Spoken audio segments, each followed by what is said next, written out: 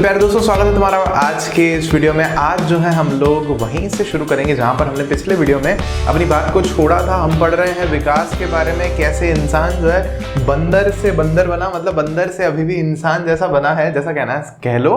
वैसे जिस हिसाब से हम लोग उछलते कूदते रहते हैं, इधर से उधर भटकते रहते हैं, तो हम भी बंदर से कम तो है नहीं। तो देखो, आज के लेक्चर में अपन देखें अगर पहले, तो पिछले लेक्चर में हम लोग विकास क्या है वो समझ चुके हैं, या एक हिस्सा क्या है विकास का, कि विकास किस तरह से हो रहा है, कि कोशिकाओं में जो डीएनए है उनमें किस तरह से परिवर्तन आ रहा है, ये अपन समझ चुके हैं। फिर उसके बाद यहाँ पर अपन देखे थे कि 3 स्थितियां हैं जिनकी अपन ने चर्चा करना शुरू की थी।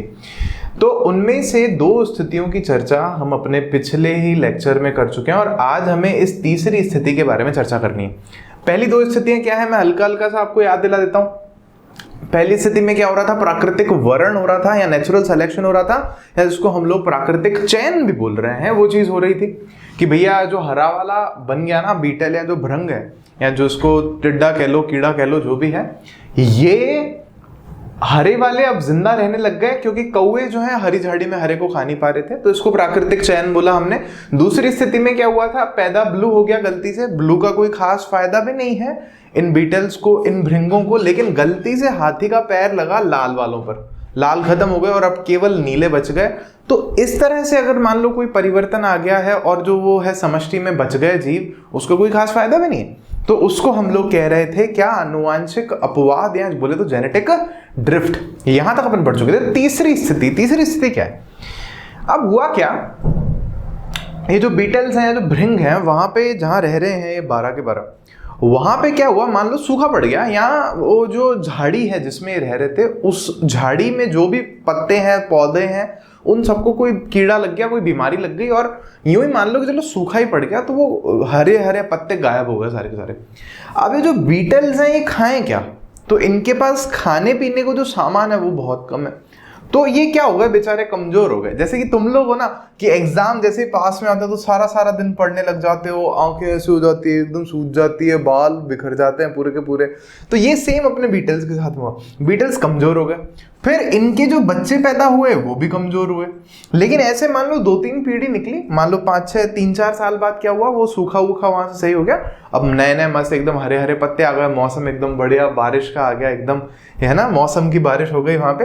तो इनके जो बच्चे पैदा हुए ना बाद में, वो वापस से सही पैदा हो गए। तो अब मन में सवाल ये हुआ कि जब मान लो हरा भृंग पैदा हो गया था, तो हरे का बच्चा हरा पैदा हुआ, हरे का बच्चा हरा पैदा हुआ। यहां मान लो नीला पैदा हो गया था गलती से, तो फिर नीले के जो बेटे बच्चे बेटियां जो पैदा हो रहे थे वो नीले पैदा हो रहे थे। लेकिन यहां पर सवाल ये है कि ये जो कमजोर हो गए ये, तो इनके जो सारे बच्चे हैं, 1 पीढ़ी बाद, 2 पीढ़ी बाद, 3 पीढ़ी बाद, सारे कमजोर क्यों नहीं है, ये सवाल फिर खटका साइंटिस्ट लोगों के दिमाग में। तो देखो, चलते हैं अपन इस तीसरी स्थिति की तरफ। ये तो पूरे में बता चुका हूं आपको। तो आनुवंशिक अपवाद, चार्ल्स डार्विन अंकल के बारे में अपन थोड़ी बहुत बातचीत कर चुके हैं। तो यहां आ जाओ, देखो अब क्या कह रहे हैं हम लोग यहां पर तीसरी स्थिति में। तो उनका जो भार है ना, वो वापस से कुछ 1 पीढ़ियों के बाद में वैसा ही हो गया जैसा कि हुआ करता था, बोले तो नॉर्मल हो गया।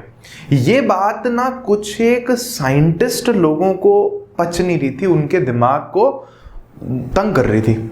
तो वो फिर पूछ रहे थे कि यार मतलब कैसे। तो उन्होंने क्या किया, जैसे एक चूहा लिया, एक साइंटिस्ट है जिनका नाम बाद में देखेंगे अपन, है नहीं क्योंकि किताब में इसलिए चर्चा नहीं कर रहे, लेकिन एक साइंटिस्ट ने क्या किया, एक चूहा लिया, उसकी पूंछ काटी, एक और चूहिया ली, उसकी पूंछ काटी, मतलब चूहों का थोड़ा परिवार ले लिया, उन सबकी पूंछ काट दी। अब उनके बच्चे पैदा होने दिए, उनके बच्चे पैदा हुए, फिर उनकी पूंछें काट दी, फिर उनके बच्चे पैदा होने दिए, फिर उनकी पूंछें काट दी। फिर ऐसे उन्होंने 6-7 पीढ़ियों तक ऐसा किया, 21 पीढ़ियों तक शायद किया, मेरे को एग्जैक्टली अभी नंबर याद नहीं, लेकिन काफी पीढ़ियों तक किया। तो अब क्या होना चाहिए फिर कायदे से, तो फिर जो बच्चे पैदा हो रहे हैं, हम सोच रहे हैं कि उनकी पूंछ पैदा ही नहीं होनी चाहिए, फिर उनमें पूंछ नहीं होनी चाहिए, लेकिन ऐसा नहीं हुआ। उनकी फिर पूंछ आ रही है, वापस पूंछ आ रही है, वापस पूंछ आ रही है। क्या करें, समझ में आई आपको ये बात? तो इस बात को समझें कैसे, तो इसको समझाने के लिए यहां देखो, 2 तरह की हमने जो है व्याख्या की, 2 तरह के लक्षणों की व्याख्या की, या जिनको हम लोग इंग्लिश में क्या बोलते हैं, ट्रेट्स बोलते हैं। ठीक है, तो पहले ट्रेट्स हैं हमारे पास में अक्वायर्ड ट्रेट, और दूसरे हैं हमारे पास में इनहेरिटेड। अक्वायर्ड बोले तो उपार्जित, बोला कि वो लक्षण जो हम जीवन में अर्जित करते हैं, खुद से कमाते हैं या खुद से सीखते हैं, जैसे कि मान लो बोलना हो गया कि भाई अपने को बोलना आता है बहुत मस्त एकदम, तो इसका मतलब ये नहीं है कि जो नया बच्चा पैदा होगा उसको भी बोलना आएगा। ये सारा बोलना जो है ये उसके में अंदर में भी आ जाएगा। जैसे कि यहाँ पे क्या हुआ कि पूंछ काटी, तो पूंछ जैसे ही काटी उस चूहे की, तो पूंछ कटना जो है ना, उसका पूंछ तो बाद में बड़ी हुई है, उसके शरीर का लक्षण है, बाद का लक्षण है। तो पूंछ कटने से ये नहीं होगा कि अगले पीढ़ी की पूंछ नहीं होगी, ऐसा नहीं होगा। इसको मैं और सिंपल करता हूं, देखो यहाँ पर, ये देखो 3 एग्जाम्पल अपन यहाँ पर ले रहे हैं। इन सबको आप जान रहे हो कौन है ये, है ना? ये विराट कोहली जी बहुत खतरनाक क्रिकेट प्लेयर है इंडियन टीम के, और अब ये मान लो बहुत अच्छे बल्लेबाज है, बल्ला लेकर ठोकता है। लेकिन अब सुनना, अब आप सबको बताया है कि इनको बिटिया जो है जन्म दिया है इन्होंने एक बिटिया को, तो क्या वो बेटी जो है वो पैदा होते ही बैट्समैन है, बस वो बड़ी होते ही बैट पकड़ लेंगे और खतरनाक बैटिंग करेंगे, ऐसा होगा क्या? ऐसा नहीं होगा। सेम बात चलो यहाँ कर लो, अल्बर्ट आइंस्टीन है, सबको पता है, खतरनाक दिमाग लगाने वाले धुरंधर व्यक्ति हैं, वैज्ञानिक हुए हैं बहुत बड़े। तो क्या इनके जो बच्चे पैदा होंगे कि वो भी सीधे ही फिर इतना खतरनाक साइंस में दिमाग लगा पाएंगे क्या? नहीं। और ये हूं मान लो मैं ही हूं, खैर मानोगे तो क्या ही, ये मेरी स्कूल की फोटो है 12वीं की, तो मैंने थोड़ा बहुत है ना उस वक्त गिटार बजाना सीखा था। तो क्या मान लो कि भविष्य में जो मेरे बच्चे अगर पैदा होते हैं तो क्या उनको भी गिटार बजाना आता होगा पहले से? ऐसा नहीं होगा। क्यों नहीं होगा? यहां ध्यान दो, क्योंकि ये जो सारे लक्षण है ना, ये कैसे लक्षण है? उपार्जित लक्षण है। देखो पढ़ो यहां क्या लिखा है कि ये लक्षण जीवों द्वारा अपने जीवन में प्राप्त किए जाते हैं। ये लक्षण जीवों द्वारा अपने जीवन, जैसे मान लो डांस करना अपन ने सीखा, गिटार बजाना मैंने सीखा, गाना गाना किसी ने सीखा, क्रिकेट खेलना किसी ने सीखा, तो उसने खुद के जीवन में उन लक्षणों को प्राप्त किया। मैं थोड़ा सा इसको व्याख्या करके समझाता हूं, आपको समझना। जैसे कि जो क्रिकेट खेलने वाले जो है बैट्समैन, उनका क्या है कि जो न्यूरोमस्क्यूलर यहाँ पर कांटेक्ट है वो बहुत अच्छा है। यूं समझने की कोशिश करना, दिमाग से जो कोशिकाएं जुड़ी हुई हैं उनके कंधों तक आकर के, या ये जो मेरुरज्जु से जो कोशिकाएं जुड़ी हैं उनके पैरों तक आकर के, ये जो नियंत्रण एवं समन्वय वाला चैप्टर है ना, कंट्रोल एंड कोऑर्डिनेशन, उसमें ये बताइए ये चीज थोड़ी बहुत। तो ये जो कनेक्शन है ना, उन्होंने क्या बहुत प्रैक्टिस की, तो वो कनेक्शन बहुत अच्छा हो गया है ना। वो धोनी नहीं करते, ठक से ऐसे स्टंप उड़ा देते हैं, बॉल आती फट से कर देते हैं, हम अपन नहीं कर सकते, अपन सब, उन्होंने बहुत ज्यादा प्रैक्टिस की है, तो उनके हाथ का और दिमाग का और आंख का जो कनेक्शन है ना वो बहुत मजबूत हो गया। अब मैं कहना क्या चाह रहा हूं यहाँ पे, ध्यान दो। तो यहां पे जैसे कि यहां ध्यान दो, मैं कह रहा हूं इनके हाथों की कोशिका में परिवर्तन आया है। ये मान लो कोई हाथ की कोशिका है, या मान लो कोई न्यूरॉन है। ये न्यूरॉन इस तरह से बनाते हैं अपन लोग, खैर ये तुम्हारे अगर सिलेबस में से हटा दिया है तो तुमको मैं पढ़ाया नहीं हूं ये, ठीक है। ऐसे न्यूरॉन्स हैं, तो इनमें कुछ परिवर्तन आया है, लेकिन कहां परिवर्तन नहीं आया है वो सुनो ध्यान से। आपको ध्यान है, जो नया बच्चा पैदा करने के लिए जिम्मेदार कोशिकाएं हैं वो कौन सी हैं? तो वो है हमारी कौन सी कोशिका? पुरुषों में अगर देखें, इंसानों में, तो वो है स्पर्म सेल्स, या जिनको हम लोग शुक्राणु बोल रहे हैं, और जो स्त्रियां हैं उनमें अगर हम बोले तो अंड कोशिका। तो ये ऐसी कोशिकाएं हैं, अगर इनके डीएनए में परिवर्तन होता है, इनके केंद्रक में जो डीएनए पड़ा है अगर उसमें चेंज होता है, तो वो बदलाव अगले बच्चे में भी दिखाई देगा। ये वाली चीजें जो सीखी हैं हमने खुद से, ये दिखाई नहीं देंगी। यही लक्षण क्या है? उपार्जित लक्षण। अर्जित मतलब जिनको हमने खुद से सीखा है। देखो यहां पर फिर क्या है, ये जनन कोशिकाओं, देखो यहां क्या लिखा है अपन ने कि ये जनन कोशिकाओं के डीएनए में कोई अंतर नहीं लाते हैं। जनन कोशिकाएं कौन सी? स्पर्म सेल्स हो गया और अंड कोशिकाएं हो गई। फिर क्या कह रहे हैं, अगली पीढ़ी को स्थानांतरित नहीं होते, इसीलिए ये अगली पीढ़ी के पास जाते ही नहीं, क्योंकि ये जनन कोशिका में तो आई नहीं। ऐसी कोशिकाओं को वैसे देखा, सुनना समझना, जैसे मान लो गिटार कोई बजा रहा है, ऐसे ये हाथ चल रहा है, यहाँ पे ये इधर से अंगुलियां चल रही हैं, तो जो भी परिवर्तन हुआ है, मान लो थोड़ा बहुत इन मसल्स में हुआ है, ये जो मसल्स हैं ये थोड़े बहुत यहाँ कनेक्शन बने हैं यहाँ पर मेरू रज्जु से, उसमें हुआ है, या थोड़ी बहुत यहाँ मेमोरी में स्टोर हो गया है बहुत कुछ, कि अंगुली अपने आप जैसे सी मेजर बोलते हैं तो यहाँ चली जाती है, एफ बोलते हैं तो ये जी यूं हो जाता है, तो यहाँ मेमोरी बन गई है। साइकिल चलाते हैं तो वो मेमोरी बन गई, कनेक्शन बन गया, इधर से मेरू रज्जु से, इधर से पीछे से कनेक्शन बन गया है, अपने आप हो गया, याद हो गया। लेकिन वो जो सारे चेंजेस हुए ना वो इन कोशिकाओं में हो रहे हैं, और ये कौन सी कोशिकाएं, इनको हम लोग दैहिक कोशिका कह सकते हैं, या इनको इंग्लिश में अपन लोग बोलते हैं सोमैटिक सेल्स।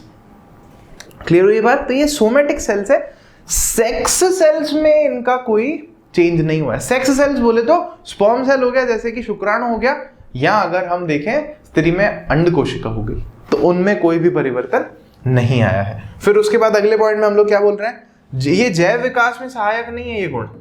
समझ रहे हो इस बात को? ये जो अपार्जित लक्षण है ये इनसे जैव विकास नहीं होता। आप भली ऐसे बाल बना लो, बाल को कलर वलर करा लो, कुछ ऐसे एक रस्सी पे यूं करके चलना सीख लो, वो जैव विकास नहीं होगा उससे। ठीक है, तो ये जैव विकास में सहायक नहीं है। और ये इसका देखो उदाहरण क्या हो गया कि वो अल्प पोषित भृंग के भार में कमी। ये मैंने गलती से यहाँ पे धार लिख दिया है, तुम धार मत कर देना, उनके भार में कमी होना। या और भी आप अपने आप से लिख सकते हो, गिटार बजाना, डांस करना, सिंगिंग करना, बहुत तेज दौड़ पाना, और ये कर पाना और वो कर पाना। सेम यहाँ पर देखो दूसरे लक्षण कौन से हमारे पास में, आनुवांशिक लक्षण है या अनुवांशिक लक्षण आप इनको बोलोगे, या आ हो गया, हर जगह अ है किताब में, देख लेना। ये लक्षण जीवों की वंशानुगत प्राप्त होते हैं, जीवों को वंशानुगत प्राप्त होते हैं। ये भी छोटा सा एक एरर है, छोड़ो इसको। ये जीवों को वंशानुगत पापा मम्मी से मिल रहे हैं। जैसे क्या हो गया, मान लो ये आंख का जो ये आइरिस है, इसका कलर ये मम्मी पापा से मिल रहा है, या जैसे मान लो बालों का कलर है मम्मी पापा से मिल रहा है, स्किन का जो कलर है मम्मी पापा से मिल रहा है। वैसे तो ये सारी चीजें मम्मी पापा से मिल रही है कि अंगुलियां कितनी हैं, 8 अंगुलियां 2 अंगूठे, आंखें 2 होंगी, नाक यहाँ पर होगी, दांत इतने होंगे, क्या ये सारी जानकारी मम्मी पापा से मिल रही है। तो ये सारे लक्षण अगर देखे जाए तो ये आनुवांशिक लक्षण इनको हम लोग बोलेंगे। अब ये कहाँ घटित होते हैं, जनन कोशिकाओं में घटित होते हैं एग्जैक्टली, तथा अगली पीढ़ी में स्थानांतरित हो जाता है, एक पीढ़ी से दूसरी, दूसरी से तीसरी, तीसरी से चौथी। Very simple. फिर क्या है, जैव विकास में सहायक होते हैं, इनसे जैव विकास होता है। अभी वो देखेंगे कैसे। तो जैसे क्या एग्जाम्पल हो गया इसका, मानव की आंखों का रंग हो गया या बालों का कलर हो गया, ये बहुत सिंपल सी बात है। तो आई होप आपको यहां तक ये बातें समझ में आई होंगी। अब अगर हमसे कोई पूछे कि वो जो भृंग थे यार, उनका वो जो भार में कमी आ गई, फिर वो उनके सारे बच्चे फिर कम भार वाले पैदा होने चाहिए थे, हमने कहा नहीं जी, देखो समझो, वो जो परिवर्तन आया है, भार में जो कमी आई है, वो केवल उनका एक शारीरिक परिवर्तन है, और वो एक उपार्जित लक्षण है, तो अक्वायर्ड ट्रेट है, क्योंकि वो इसलिए वो ट्रेट जो है आगे की पीढ़ियों में नहीं जाता, और आगे की पीढ़ियों में केवल वही लक्षण जाते हैं जो उनको अर्जित होते हैं। उनको अर्जित क्या होते हैं, उनको अपने माता पिता से मिलते हैं। ये हुई बात। लेकिन अब भी ना एक क्वेश्चन का हमें आंसर नहीं मिलता। चलो एक क्वेश्चन का आंसर तो क्या, यहाँ पे जैसे एक छोटा सा एक एग्जांपल मैं आपको ये वाला देता हूँ, ये अच्छा एग्जांपल है। मान लो कि ये हमारे पास में एक तो है पुरुष बंदर, और ये है एक मादा बंदर, और इन दोनों के संबंध स्थापित करने से एक हमें पुत्र या पुत्री बंदर मिल रहे हैं, छोटे बंदर मिल रहे हैं। तो अगर हम ध्यान दें, जैसे वो चूहे वाला एग्जाम्पल में कह रहा था, अगर मान लो कि यहां पर हम कहें कि इनकी पूंछ काट दी जाए और इनकी भी पूंछ को काट दिया जाए बच्चा पैदा होने से पहले, करने से पहले, तो क्या जो बच्चा पैदा हो रहा है उसकी पूंछ होगी या नहीं होगी? तो इसका उत्तर भी हम क्या देंगे कि पूंछ को काटने से जो परिवर्तन हुआ है इनके शरीर में, वो परिवर्तन शुक्राणुओं में और अंड कोशिकाओं में, या हम लोग क्या बोल सकते हैं यहाँ पर, यहाँ हम लोग क्या बोल सकते हैं, ध्यान दो यहाँ पर, कि वो जो परिवर्तन है किनमें, सेक्स सेल्स में नहीं हो रहा है। ठीक है, सेक्स सेल्स में, या जो कोशिकाएं अगली पीढ़ी तक आनुवांशिक जानकारी को लेकर के जा रही हैं उन कोशिकाओं में जो युग्म कोशिकाएं हैं, नर युग्म कोशिका और मादा युग्म कोशिकाएं हैं, उनमें परिवर्तन नहीं हो रहा है पूंछ कटने से। तो इसलिए जो बच्चा पैदा होगा तो उसकी भी पूंछ होगी। वैसे बस ये है कि इनके दिल मिल गए थे तो इनकी फिर शादी हुई और फिर बच्चा हुआ, ये बात है। लेकिन ये एक्सपेरिमेंट हमने बीच में घुसा दिया कि पूंछ काट दो और फिर देखो। तो ये आई होप अब आपको अच्छे से क्लियर है कि उपार्जित लक्षण क्या है और आनुवंशिक लक्षण कौन से होते हैं। तो अब आगे बढ़ते हैं। अब देखो एक सवाल फिर भी हमारे मन में है, और वो सवाल क्या है कि जातीय उद्भव क्या है। क्या है सवाल कि चलो ठीक है, मैंने मान लिया कि वंशानुगत आनुवंशिक लक्षण कुछ और है और उपार्जित कुछ और है, लेकिन फिर भी मेरे मन में ये सवाल है कि फिर इस दुनिया में इतने तरह तरह के बंदर क्यों हैं, है ना। या जैसे अगर मैं केवल इन भागने वाले जानवरों की बात करूं, ऐसे 4 पैर वाले जो है, ये अपना टाइगर हो गया, ये अपना जैगुआर हो गया, या ये अपना कोई लोमड़ी ओमड़ी हो गई, है 4 पैर वाले। अगर मैं पीछे पीछे जाऊं थोड़ा समय में, मैं सोचूं यार 1-2 करोड़ साल पहले अगर देखें तो हो सकता है ना कि ये इनके जो दादा परदादा के दादा के परदादा के दादा के परदादा के सेम रहे हों। भाई इतना वेरिएशन कैसे आ रहा है। चलो यूं समझो जैसे ना सियार है, या जो कुत्ते हैं, या जो भेड़िए हैं, या जो लोमड़ी है, और भी थोड़ी जातियां होती हैं, इनमें बहुत कम फर्क होता है, बहुत कम अंतर होता है। तो क्वेश्चन ये है कि ये अलग अलग जाति फिर बनी कैसे। इसी को हम लोग बोल रहे हैं जाति उद्भव बोल रहे हैं।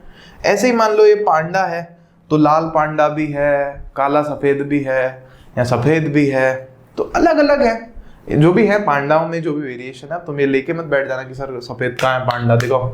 मैं इन जनरल बात कर रहा हूं मैं कि इतने सारे जो है जीव कैसे आ गए अलग अलग जातियों के, ये एक सवाल है हमारे मन में।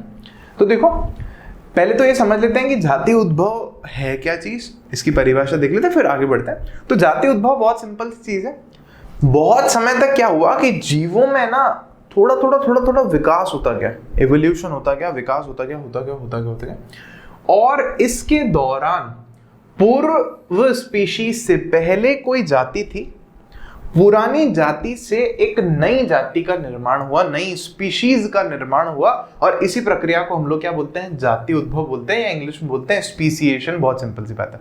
लेकिन अब क्वेश्चन हमारा ये नहीं, हमारा क्वेश्चन है कि ये हुआ कैसे। तो देखो पहले जाति उद्भव को समझने से पहले कि जाति उद्भव कैसे हुआ, पहले 1-2 चीजें छोटी छोटी समझो। भाई हम कैसे कहते हैं कि कुत्ते अलग जाति है और बिल्ली अलग जाति है, हम कैसे कहते हैं, मतलब वैज्ञानिक रूप से कैसे कहोगे, देख के थोड़ी बताते हैं खाली, वैज्ञानिक रूप से कैसे। तो इसका आंसर क्या है कि जैसे समझो कुत्ते और बिल्ली आपस में बच्चे पैदा तो नहीं करते, तो इसका मतलब वो एक अलग अलग जाति के हैं। यहाँ देखो ये जाति की परिभाषा है, जीवों का ऐसा समूह जिसमें सभी जीव जनन कर सकते हैं तथा जननक्षम जीव संतति का निर्माण कर सकते हैं। समझने की कोशिश करना, 2 कंडीशन है। पहला क्या है, सभी जीव जनन कर सकते हैं। जैसे मान लो कुत्ते हैं, तो कुत्ती और एक कुतिया जो है वो आपस में क्या कर सकते हैं, जनन कर सकते हैं, नया बच्चा पैदा कर सकते हैं। दूसरी बात, वो जो बच्चा पैदा हो रहा है ना, वो जननक्षम होना चाहिए। इसका क्या मतलब है, वो भी आगे बच्चे पैदा करने लायक होना चाहिए। नहीं तो होता है क्या है, जैसे ना टाइगर और लायन का भी बच्चा पैदा करवाते हैं साइंटिस्ट लोग जबरदस्ती। गलत बात है ये, ऐसे मुझे तो ठीक नहीं लगता वैसे। और उसको नाम जैसे टाइगॉन देते हैं। अब इसमें शायद नर जो है टाइगर है, मादा लायन है, या फिर उल्टा भी होता है और उसको लाइगर कहते हैं, तो ये भी होता है। लेकिन वो जो संतानें पैदा होती है ना, वो फिर आगे संतान नहीं पैदा कर पाती, वो जिंदा नहीं रह पाती, बहुत ज्यादा समस्याएं रहती है उनके साथ में। ऐसा होता है, तुम लोग अगर नेट पर सर्च करोगे तो तुमको ये चीजें मिलेंगी। तो आई होप अब आपको ये समझ में आ गया कि एक जाति हम कब कह रहे हैं कि कोई चीज जाति है और कौन सी नहीं है। तो यहां देखो, ये तो हुई जाति की बात। अब एक छोटी सी बात और समझ लो, सूक्ष्म विकास या माइक्रो एवोल्यूशन क्या है। कि भाई समय के साथ में क्या होता है, पीढ़ी दर पीढ़ी जीवों के लक्षणों में छोटे छोटे परिवर्तन आते रहते हैं।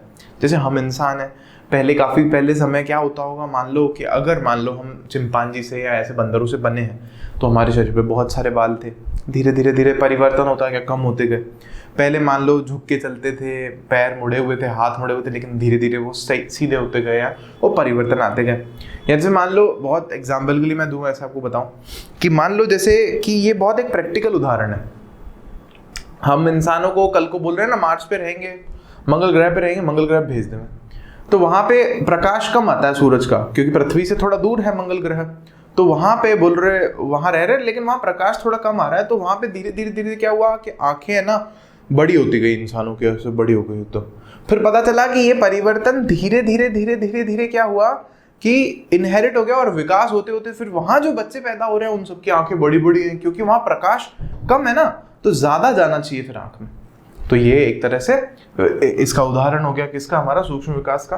तो ये परिवर्तन आना छोटे छोटे क्या कहलाता है, माइक्रो एवोल्यूशन कहलाता है। अब इसका उदाहरण ही जैसे परिवर्तन आने वाले का ही अगर मैं आपको दूं, तो वो जो भृंग थे अपने पास में, ध्यान दो, वो भृंग थे अपने पास में। जैसे मान लो ये एक छोटा सा बग है, ये टांगड़े वांगड़े बना दो इसके, तो ये वाला किस कलर का था, मान लो हमारा ब्लू कलर का। फिर इनमें बच्चे जब पैदा हुए, डीएनए में थोड़ी गड़बड़ हो गई, तो दूसरा पैदा हुआ।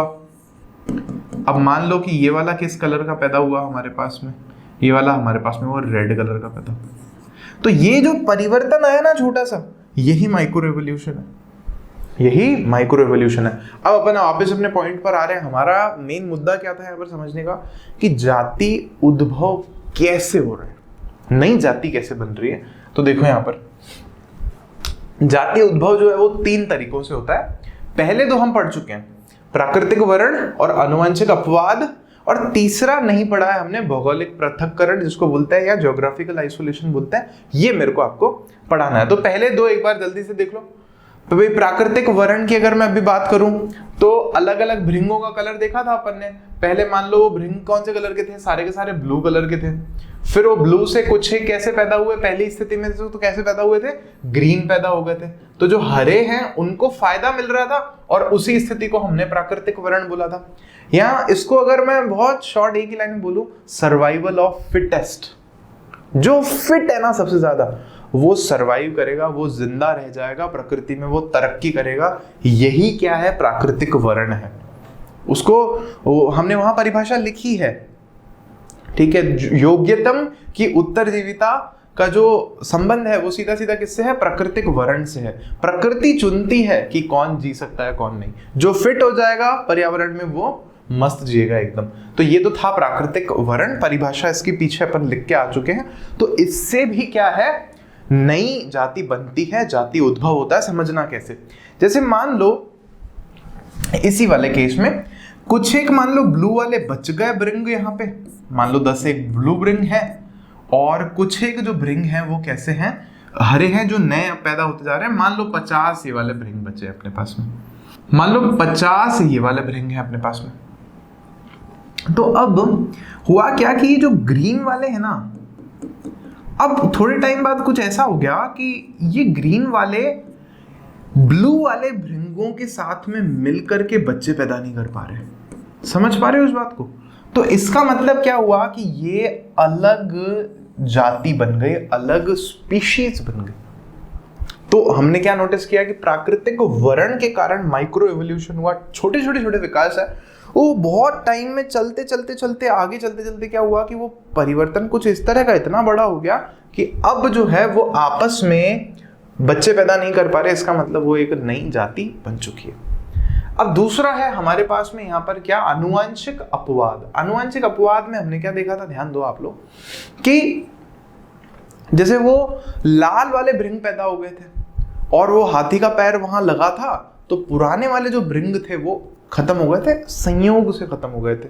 तो ऐसे में भी ये संभव है कि मान लो कि यहाँ पे ये हो रहा हो, ये इधर वाली जो एक झाड़ी है ना उसमें हाथी का पैर लगा और कुछ एक ब्लू कलर वाले मान लो चलो बच गए, लाल वाले पहले थे वो सारे खत्म हो गए। तो ये ब्लू वाले, और मान लो थोड़ा ही दूर वैसे ही भृंग पहले जैसे जो खत्म हो गए ना वो मौजूद थे, अब वो हैं और ये ब्लू वाले। और पता चला 3-4 पीढ़ियों के बाद क्या हो रहा है, ये भी आपस में मिलकर के नई जो है संतान पैदा नहीं कर पा रहे हैं। इसका मतलब यहाँ पर भी क्या हो रहा है, आनुवंशिक अपवाद के कारण क्या हो रहा है, नई जाति बन गई है।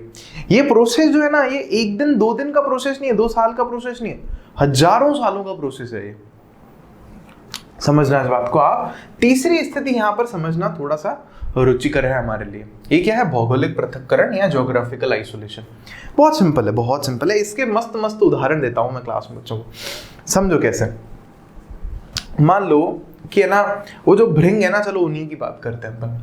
तो कुछ एक भृंग जो है वो क्या, उनको कौवे ने उठाया और वो झाड़ी से उठा लिया खाने के लिए, लेकिन उड़ा के ले जा रहा था अपने घोंसले की तरफ या कहीं और। तो वो मान लो बहुत दूर ले गया उनको, तो पता चला कि पहाड़ के दूसरी तरफ छूट गया वो उससे भृंग, वो नीचे गिर गया भृंग।